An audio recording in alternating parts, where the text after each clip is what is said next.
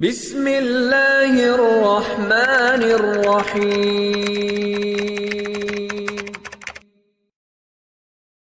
अस्सलाम वालेकुम स्टूडेंट्स, मेरा नाम अम्मार मुजाहिद है और हमारा ऑप्टिमाइजेशन का ये टॉपिक चल रहा था। एक्सरसाइज 4.7 जेम्स स्टीवर्ट की बुक से हम कर रहे हैं।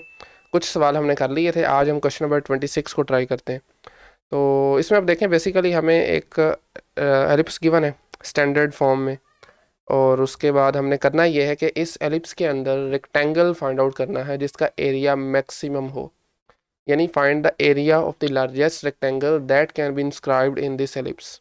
ठीक है, ये स्टैंडर्ड फॉर्म है जिसमें आपके पास हम मेजर एक्सिस जो है एक्स एक्सिस लेंगे और इसके ओरिजिन को एज अ सेंटर हम ट्रीट करेंगे। ठीक है, तो चलें पहले ज़रा इसमें एक रेक्टेंगल ड्रा करने की कोशिश करते हैं। ठीक है, तो let's say G this is over rectangle ellipse के अंदर। ओके, इसके अंदर ना कई एक रेक्टेंगल ऑफ कोर्स ड्रा हो सकती हैं, ऐसे ही है ना, लेकिन हमें वो नहीं चाहिए जिसका आपके पास जो एरिया है वो मैक्सिमम हो।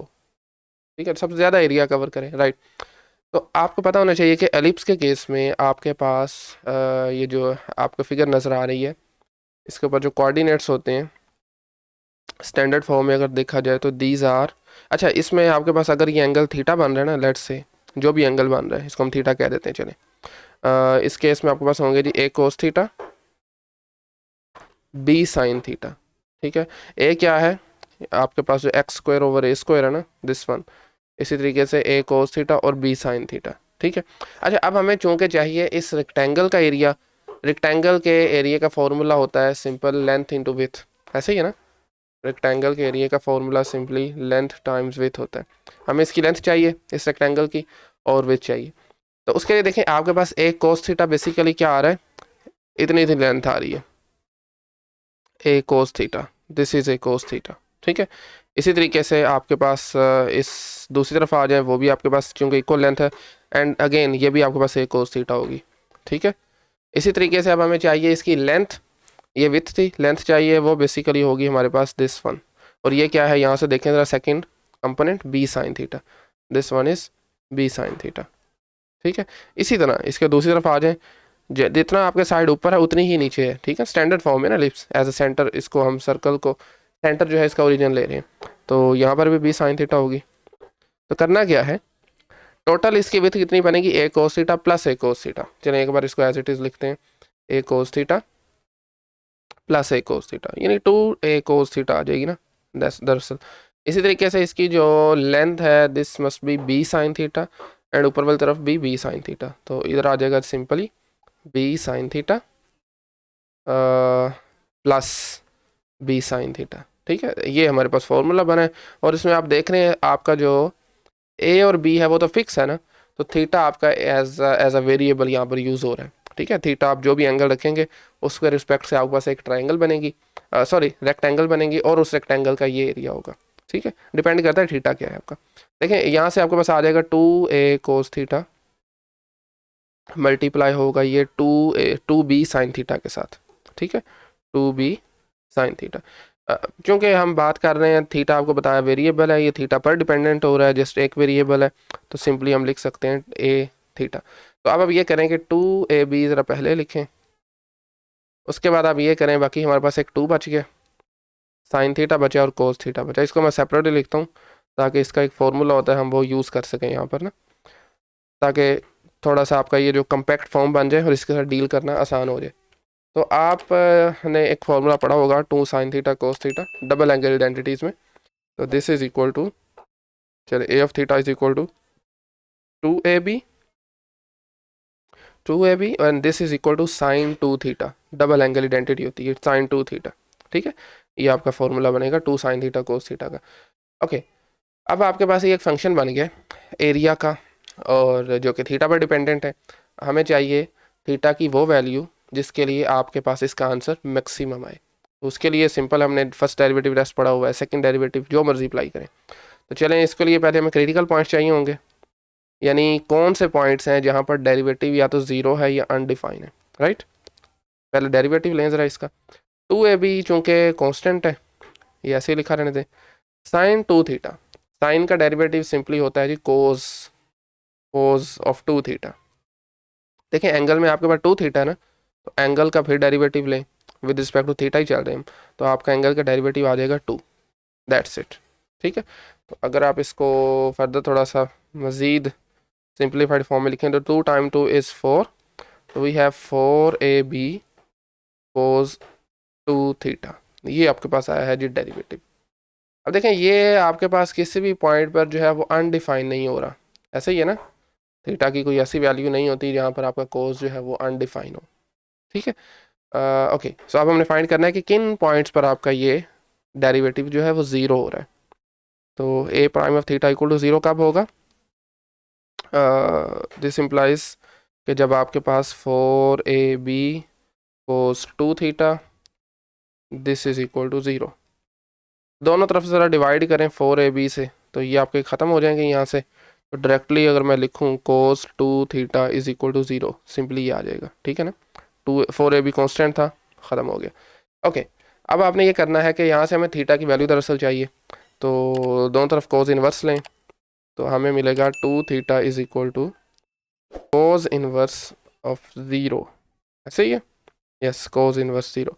यहाँ से हमें कोस ज़ीरो बाय द वे कहाँ पर होता है हमें ये देखना है, तो कोस ज़ीरो अगर आपने देखा हो तो वो वाई एक्सिस पर होता है ना, वाई एक्सिस पे π/2 एंगल हम लेंगे, तो 2 थीटा इज इक्वल टू आ जाएगा सिंपली π/2 के।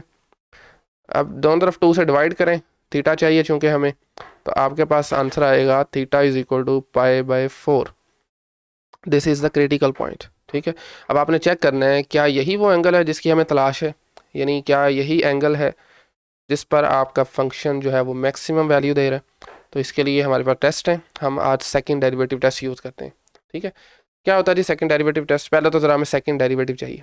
फर्स्ट डेरिवेटिव आपके पास ये पड़ा होगा जी ए प्राइम ऑफ थीटा, इसी को ज़रा वंस अगेन डिफ्रेंशिएट करें, A double prime of theta आ जाएगा, एंड 4ab कांस्टेंट है, इसको रहने दें, वैसे ही लिखा रहने दें।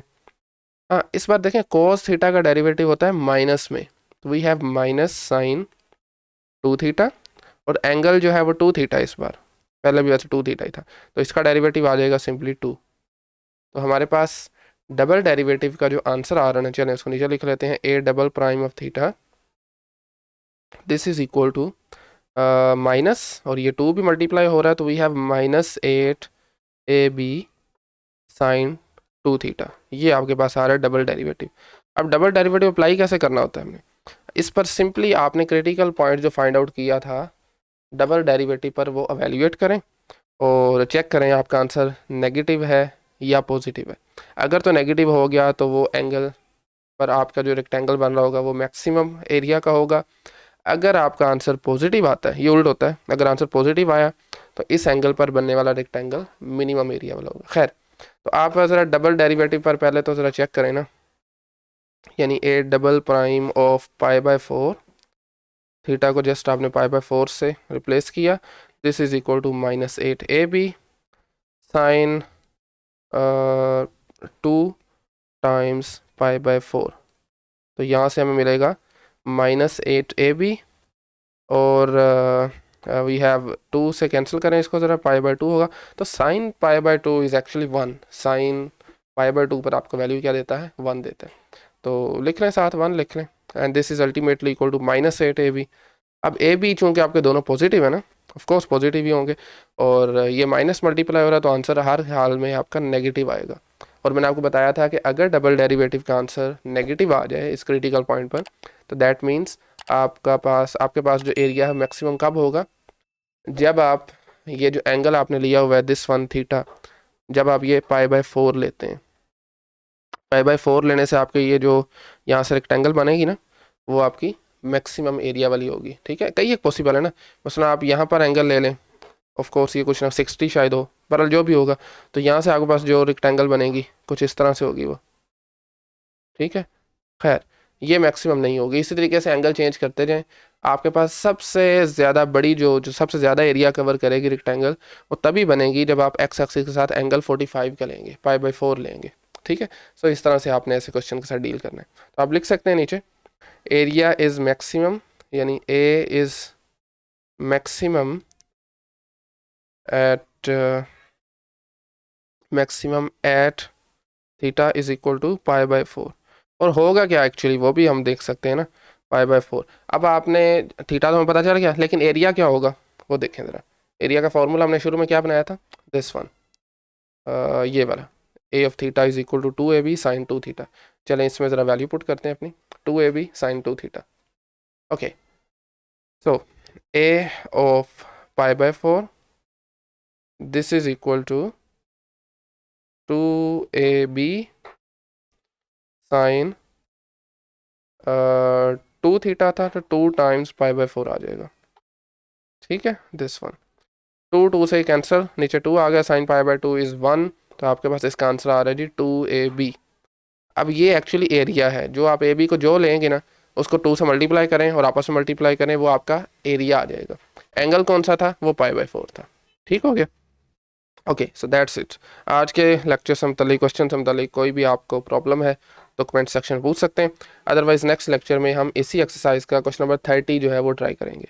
तो आज के लिए इतना ही, थैंक यू वेरी मच।